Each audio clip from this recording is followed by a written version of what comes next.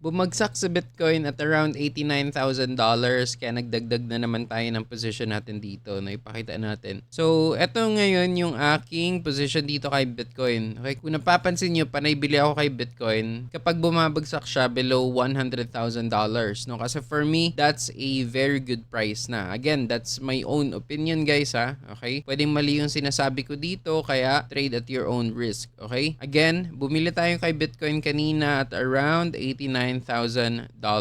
And ang budget natin dito kanina is bumili tayo ng around $100 dito kay Bitcoin. Kung mapapansin nyo guys, no, may position pa nga ako nandun sa taas eh. Ayan, kaya talo pa tayo ng around $297. Pero panay bili pa rin ako kay Bitcoin. Bakit? Okay, bakit ko ba ginagawa yan? Kasi for me guys, napatunayan na ni Bitcoin yung sarili niya for the past few years, no? Ang tagal lang nagsimula ni Bitcoin and up until now, buhay pa rin si Bitcoin and pataas pa rin ang pataas yung kanyang value. Yes, may mga temporary dip na nangyayari, may mga bear market na nangyayari, no? May mga consolidation and mga market correction na nangyayari. Pero kung mag-zoom out kasi tayo, no? Tingnan natin sa kanyang 1 week time frame. Ayan, kung mag-zoom out tayo, ever since na nagsimula si Bitcoin, pataas pa rin naman ng pataas yung kanyang galaw. So ilang years na yan guys, ilang years na yung pinatunayan ni Bitcoin na worth spending money siya or worth investing siya. Okay?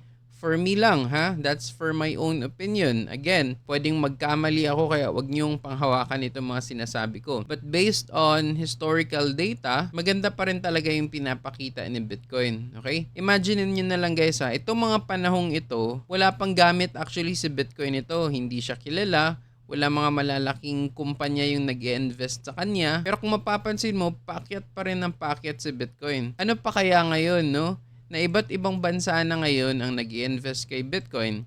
Iba't ibang bansa na ngayon ang nag-i-imbak ng Bitcoin. Mga malalaking kumpanya bumibili kay Bitcoin. Kasama na rin si Bitcoin sa nire-recommend ng mga big brokers, no? Kabilang na si Bitcoin sa mga listahan. Imagine niyo na lang yan. Kung lumaguman si Bitcoin dati na wala pang gamit si Bitcoin, okay, lumago siya dati, ayan, na wala siyang gamit.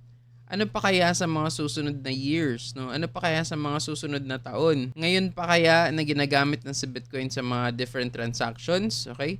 Ginagamit na siyang pangbayad, ginagamit siyang pang-invest. Even yung President ng Amerika, pro-Bitcoin. Gets nyo ba? Kaya ako, as long as yung presyo ni Bitcoin ay below $100,000, bibili at bibili ako ng Bitcoin. Kasi for me, again, for me lang ito in my own opinion, okay? Napatunayan na ni Bitcoin yung sarili niya napakatagal na, no?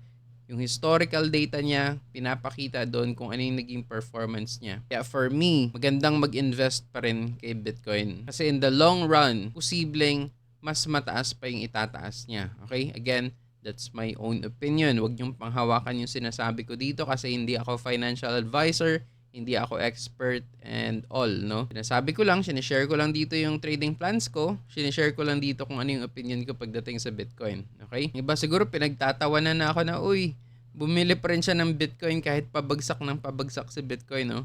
And kasi guys, oh, ayan, kung mapapansin nyo, pabagsak pa rin naman yung presyo ni Bitcoin. Siguro matatawa yung iba dyan. Pero sa akin, that's okay, no? Small dips lang yan. Correction ng market, retracement, bear market, normal yan, nangyayari yan. Cycle yan, okay? Pero hindi habang buhay na nanatiling nasa baba si Bitcoin. Kasi katulad nga ng sinabi ko kanina, no, based on historical values, no?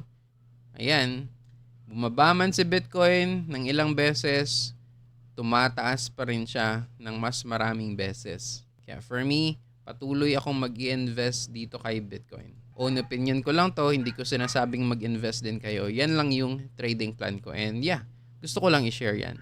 So, yun yung plans natin kay Bitcoin and hanggang doon na lang muna tayo guys. Until next time, peace out.